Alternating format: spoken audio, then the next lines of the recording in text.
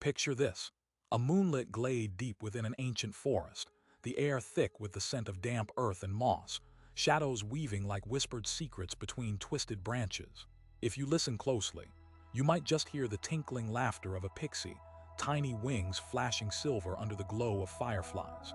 Legends say these little beings once danced freely across the roads less traveled, embodying mischief and joy. But there's a darker twist to this story, one that's been forgotten by the ages, buried beneath layers of folklore and fear. For every light-hearted pixie spun from folklore, there existed a shadow lurking just beyond the campfire's glow, her murderous dark brother. Yes, the pixie had a sibling, and he was not the whimsical creature of delicate dances and playful pranks. He was a figure wrapped in the chilling cloak of vengeance and malevolence, a being whose name was whispered only when the night had fully claimed the skies. So who exactly was this dark brother? Why does his story remain mostly untold, buried alongside the fears and warnings hidden in fairy tales? And what does this reveal about the human psyche, the way we frame light and darkness as siblings in the stories we tell ourselves? Before diving into this twisted family portrait, let's step back into the mists of time.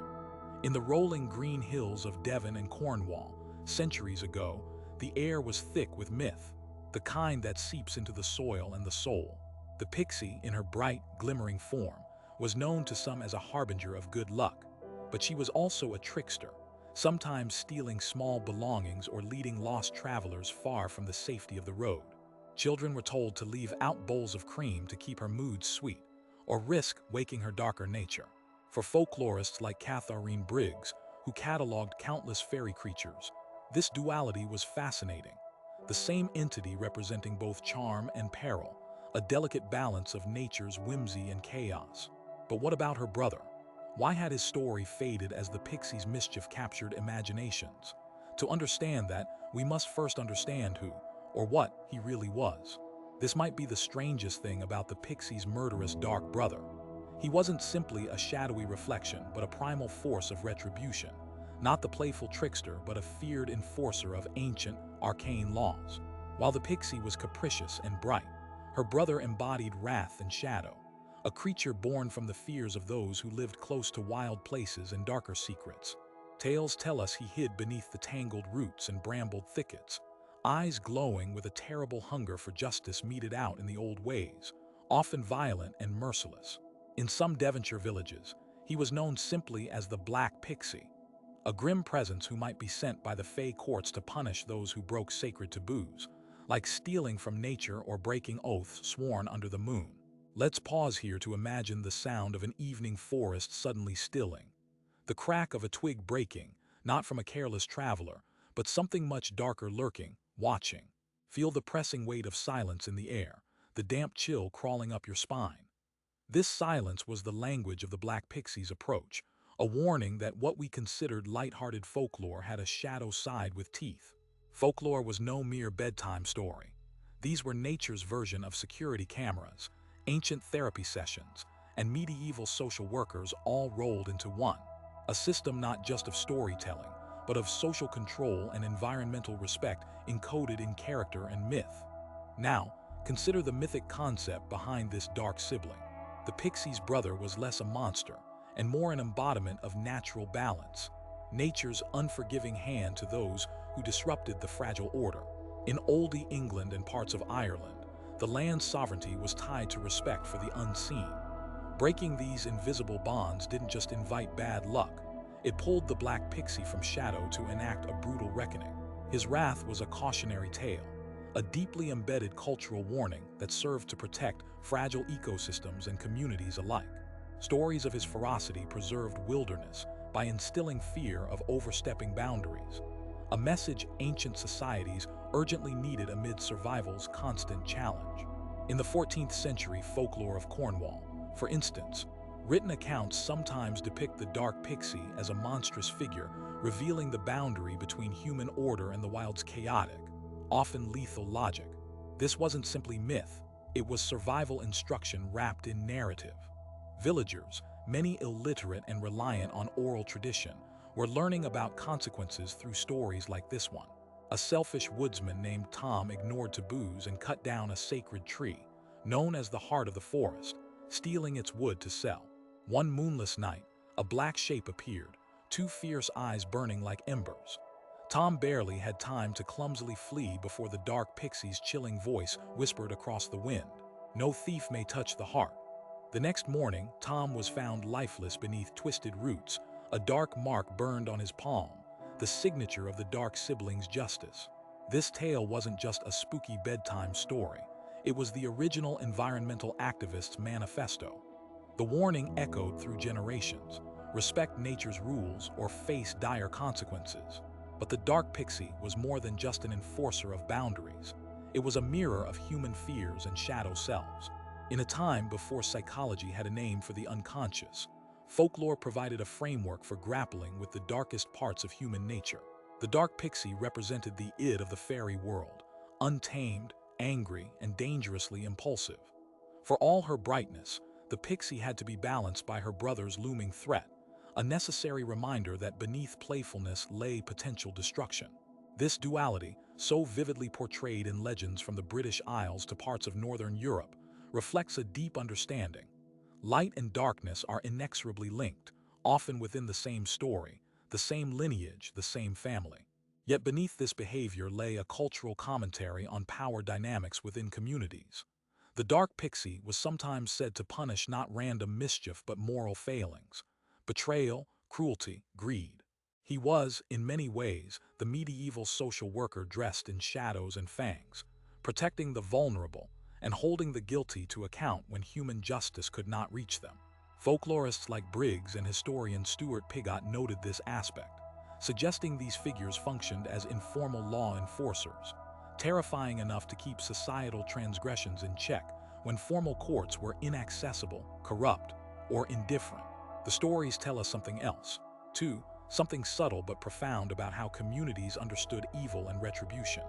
Instead of externalizing evil to some far-off demon or devil, evil was often proximate, familial, even biological, embedded within the same lineage as goodness and light. The pixie and her murderous brother were intertwined, inseparable threads of a single tapestry. This ambivalence challenges modern assumptions that good and evil must be neatly divided. In fact, the old stories argue for complexity, paradox, and caution.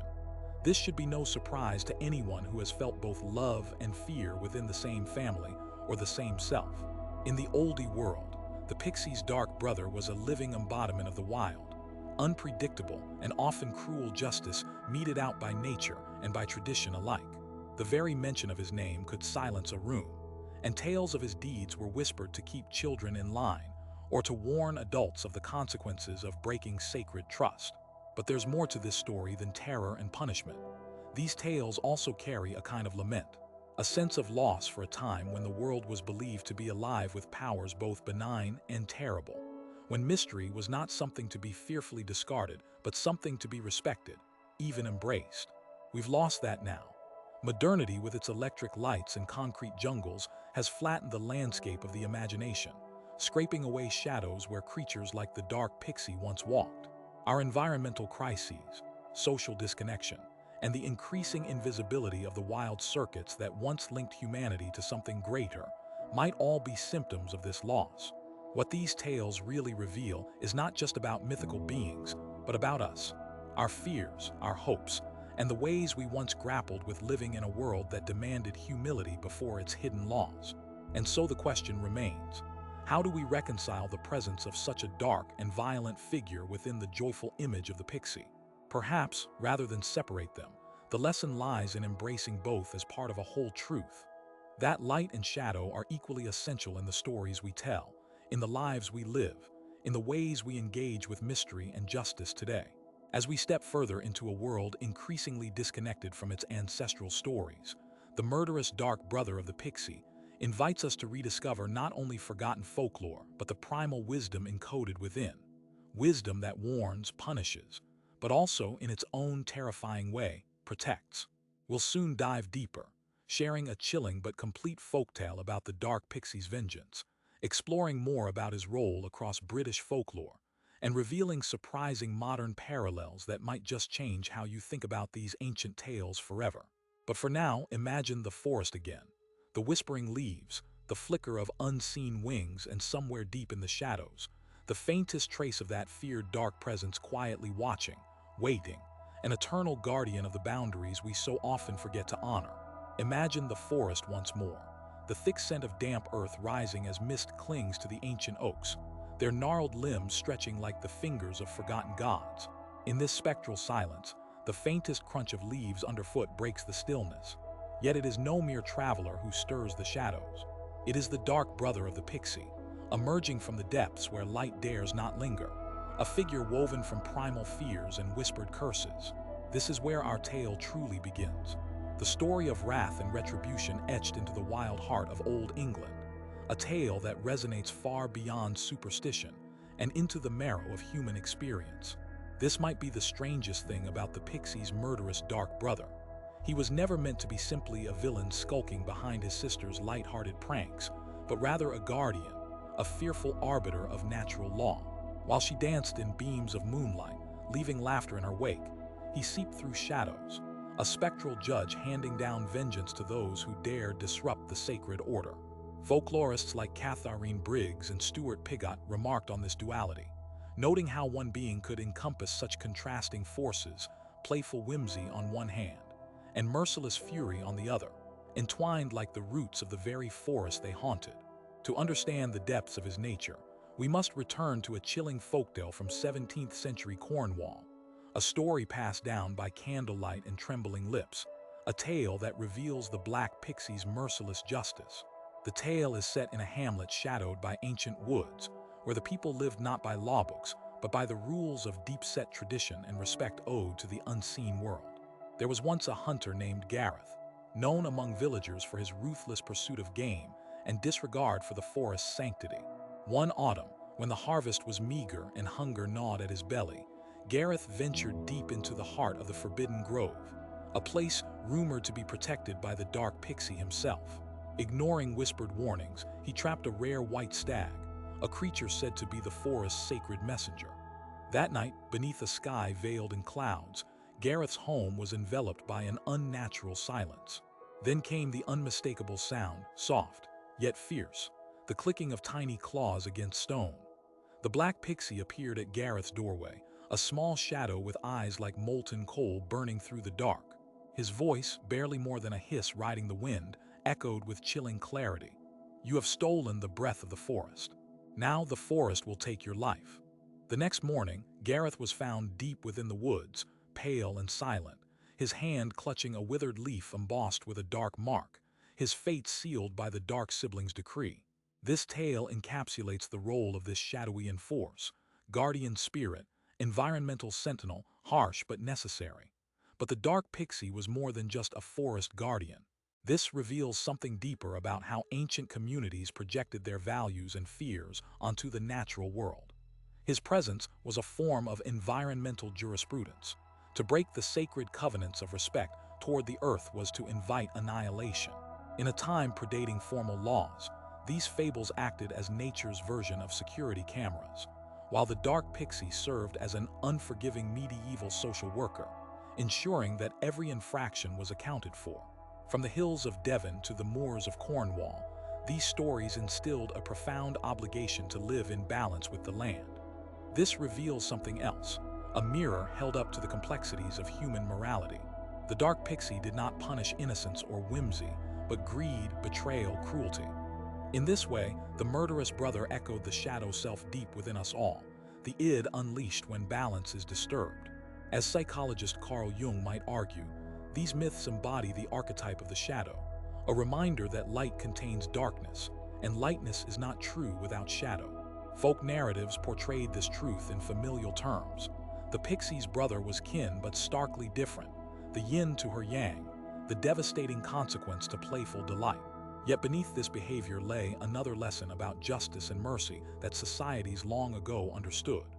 Unlike the indiscriminate rage of a wild beast, the dark Pixie acted with a grim purpose, to protect the vulnerable and maintain order when human institutions fell short or were absent altogether.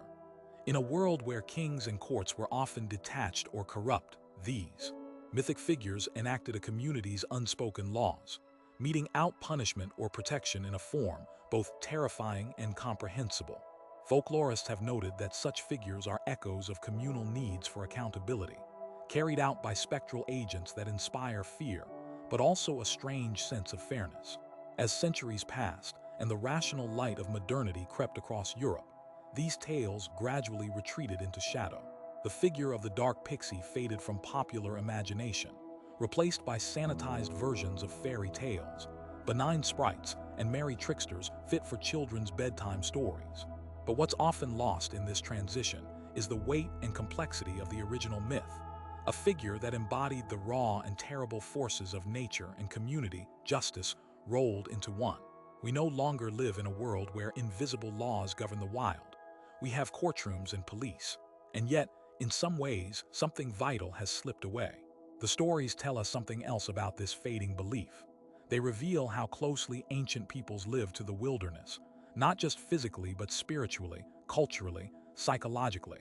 The pixie's murderous dark brother was a signpost of that connection, a living boundary between the known and unknown, the safe and dangerous.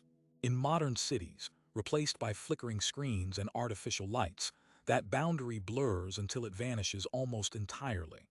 Our fear of the dark has become literal darkness avoided, not inhabited or respected.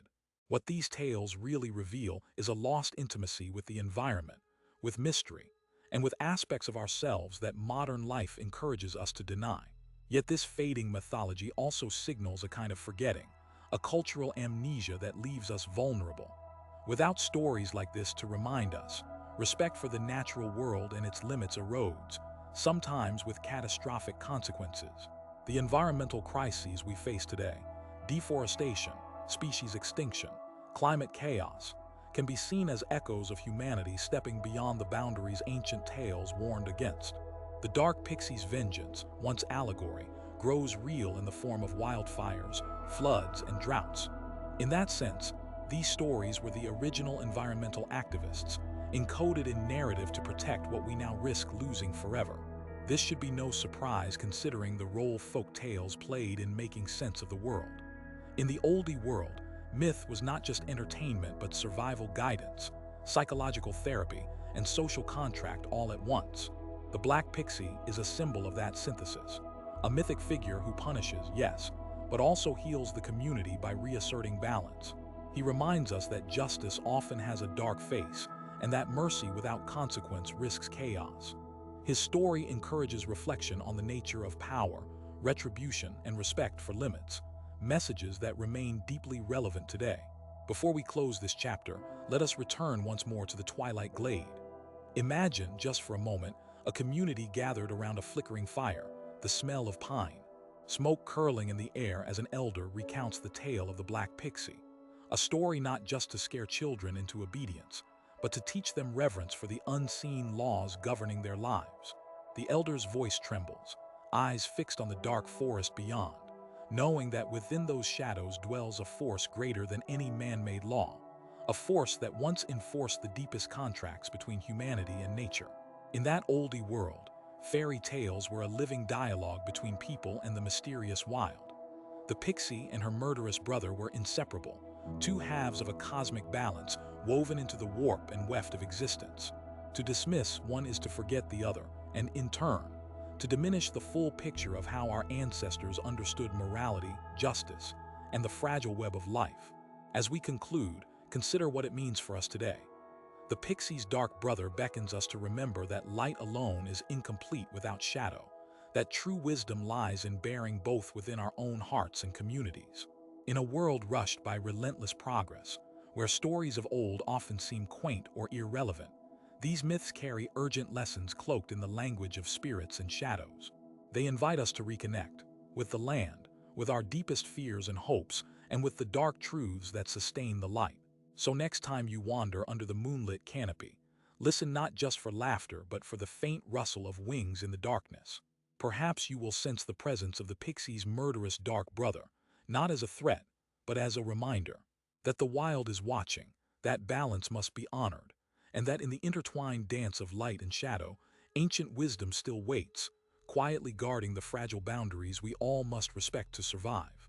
And maybe, just maybe, By remembering these stories and carrying them forward, we reclaim a part of ourselves lost to time, a part that understands the cost of disrespect and the power of reconciliation, a part that honors the wild justice of the Pixie's murderous dark brother.